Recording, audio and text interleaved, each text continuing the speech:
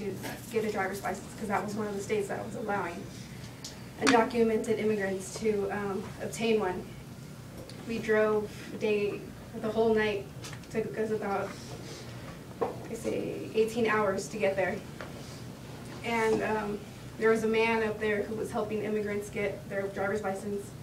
They would take us in a room, put on a DVD that would show you, you know, the laws of Oregon, and give you a little booklet.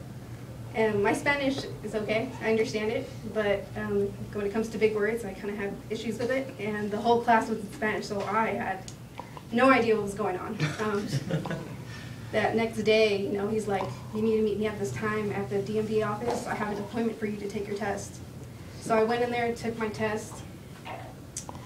I never showed this part, but I failed the first time because I panicked. Everything there is not written, it's on the screen, you push a button. And so I remember panicking because I'm like, I only have certain hours to be here in Oregon because my parents have to be back at work on Monday. And so the next day he's like, I have another appointment with you, and luckily I passed that test.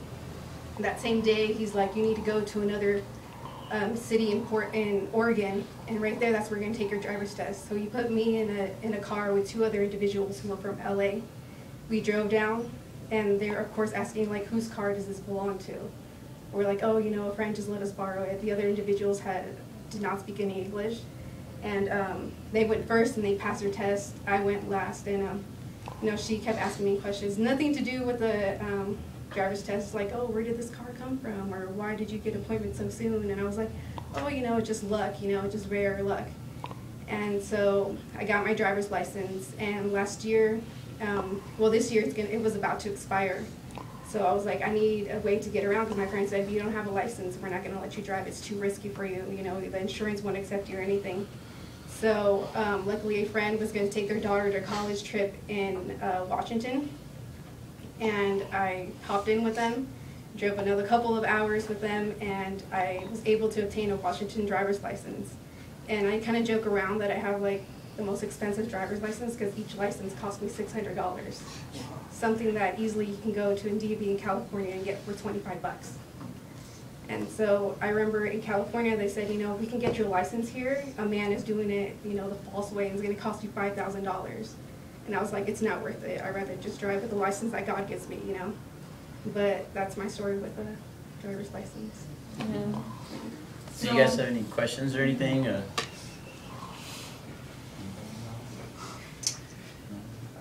You don't want to know how our feet feel? Question. What's your schedule here? You said you're going to be here for nearly 3 weeks, right? That's a good one. It actually, we're here early. We're supposed to be here on May 10th. But due to technical difficulties, you know, our RV broke down, and it was a transformer, you know, 93. So the engine broke. So now, right now, as of right now, we don't have a place to sleep as we're walking. So we're actually, one of our main focuses right now is to engage the community to fundraise and help us out to purchase a new vehicle for our safety. So we're gonna be around the community here in Salt Lake City and other surrounding cities, so we can fundraise. I know we've been brainstorming a lot of ideas, so anything we're asking for contributions, donations, or contacts. If you guys have an old RV and you guys want to sell it, and you guys are down, you know, that's welcome. But other than that, we're gonna be here for the next 3 weeks, I believe. Yeah. So yeah, like we have something. I mean, we do have like several things scheduled the next couple of weeks. But did you want something like? Brian can come up. Did you have a specific question? Like, did you? No, but I have some ideas. We were starting to talk, Veronica, Okay. about the media and other groups that really should know about you and would be I think would be very helpful. Yeah. So. Well, we could definitely get together on that and discuss more on that. And we'll look at the schedule that we have. Some things are tentative, you know, like not really solid, but we could definitely talk. But yeah, any questions? Like, so far, how much congressional or support have you received from anywhere on getting this back in as a bill before Congress? So since we're all from different states, I know that there's different types of support. I know that in Chicago we definitely have Dick Durbin support, Luis Gutierrez, who are people who have been leaders in introducing legislations, pro-immigrant legislations. But yeah, when we were in California, we were in Sacramento at the state capitol, we actually got a standing ovation from the assembly members. That was pretty cool. Yeah, we were. And weird. But Yeah, they honored us in their. yeah, so then we got to Cool. lobby. We went lobbying. That was like our first official lobby day. We met with Senator Cedillo, who was the author of the California Dream Act.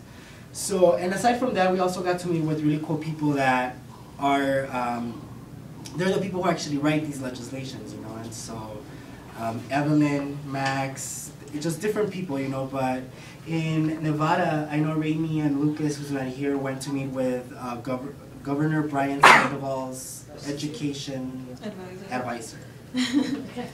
Yeah, because Governor Sandoval wouldn't meet with us, so he sent his educational advisor, and we just brought awareness to her of we went. Lucas, he's the other walker who's not here. He's from Florida. I could share a story real quick after this, we had 3 locals go with us, and the educational advisor was just. She's just there, and she kept telling us everything that Governor Sandoval can't do. She's like, well, he can't do this, he can't voice on that, he can't stand on this. We're like, what can he do? Because, we just want them to realize, that they can do something, such as being the voice for the community that they're representing, because that's what they're elected for, right? So, also we talked to them about, actually in Vegas, we met with other legislators, such as Lucy Flores, Dina Titus. Dina Titus, Mo Dennis. Yeah, so we met with them, and so far we have their support. We have a lot of the legislators from California. We have a lot of their support too. Yeah. And we're trying to. With California, we had them sign a pledge and everything that they support the Dream Act, so that when we reach DC, we can present that and be like, these are the ones who support the Dream Act, and we're going to follow up with them on it. And that's a really good one. Just to point out an example of what has been the engagement with legislators and these politicians. I know that we're in election days, and that's actually the strategy of the campaign. And some of these politicians like to tag along with the Dream Act because it's very heavy, it's very public and publicized, and they want to gain momentum. And just picking back on that, some of the conversations that we had were like, I don't have any power, I can't help you out, but I support you, So just bringing it back to no, get your ass to work and do something for the community, because in reality, you do have the power. Yeah. When we talk about, the President Obama, the first president of color in our country, this is something that we need to call an attention about the Dream Act, because he knew what the struggles were as a black man, in his community. That's something that it's very powerful for us, because before us, there was Malcolm X and there was Martin Luther King that were fighting for a dream, that took us to the streets, that they liberated a community, for being oppressed, for being criminalized, for being killed, That's something that we take into consideration. And this movement, it's not only the youth, it's the hardworking people, it's our parents, our grandmas, grandfathers that have been crossing these borders that were created by the government, that have killed us and that have impacted our communities. And this is a native land. This room, I always like to share, this is a room of immigrants, because this is an immigrant country. And sometimes we forget, our history as a country. Yeah, and I think that we've also been getting a lot of support from indigenous people here in the U.S. Yeah, with the Paiute tribe, with the Shoshone, we've gone to Sweats, we've been just really talking to them, because they understand our struggle. They understand that when we talk about fighting for the Dream Act, that's a struggle that for hundreds of years they've been fighting this, and they were not recognized till 1973. I think that's the information. Yeah, so it's they didn't get recognized. These reservations, these colonies, they've received us with open arms. One time they were walking and we went to the Paiute colony and we just walked in there. We told, you know, the chief there, we talked to him for like less than a minute. We said, you know, we're walking from across the country, you know, we're trying to look for a space if we can stay to sleep. He said, the gym is right there. Let me know when you guys arrive, when everyone gets here. Just with open arms. And even the kids there, when we walked around their reservation, you know, they joined us, they walked with us. We're walking with a staff that was given to us in the Mission District in San Francisco. And, you know, they're like, you guys are safe here. You guys are safe here. But once you guys go outside of the colony, that's where it gets scary. They understand that, they know it. Because they are these kids of color that are living in fear of going outside of their land because they know that what's out there, it's something that their family has been fighting for a while. And that's the power of the people, right? Like you're quiet and you don't say anything, you're just dead, you know, like you're not contributing back to anything. And I think that's a clear message that little kids are telling us, you know, we know what's out there, what's good and bad, and going back again to the power that you guys have to speak up, the privilege that you guys have to go to your legislators in your community and make a difference, that's the power that we want to see for a change in this community. So it being the elections type of year, you know, we, like those who are citizens, like me, you know, we have that privilege to vote. We can be the voice for others who don't have that privilege. So, I mean, for me, when I turned 18, and my family, my parents were like, oh, you know, you can vote. And it's like, oh yeah, I can vote, you know. They've never done that. And so when I first did it, you know, it was like, oh, you know, what was it like? It was like, oh my gosh, it was great. There was a machine and I pushed buttons. I voted. You know, but like, just having that, I'm just kidding about that. But me as a citizen, you know, I guess this comes a call to action. I know that a lot of you here are already like active in your communities, but like, what can you guys do to help us, you know, reach our goal? And that is the Dream Act. Like, what can you guys do? You know, and that is, we need to unite with each other. I mean, I know there's a Salt Lake Dream Team here.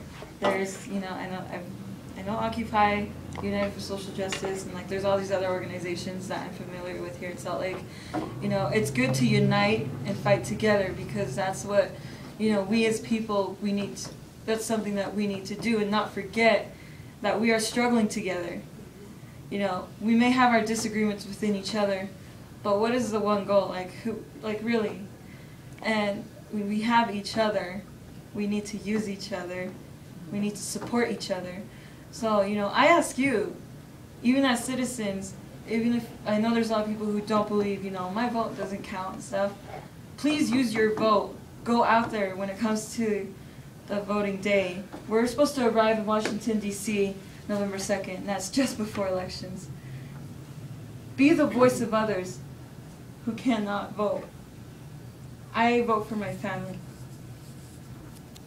You know, and so that's all I ask.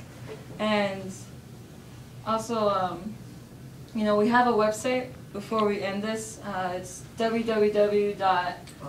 We didn't write it up, but we'll write it up. thedreamwalk.org. And, you know, there's information on there, but, yeah. Campaign for American Dream. Thank you for listening. And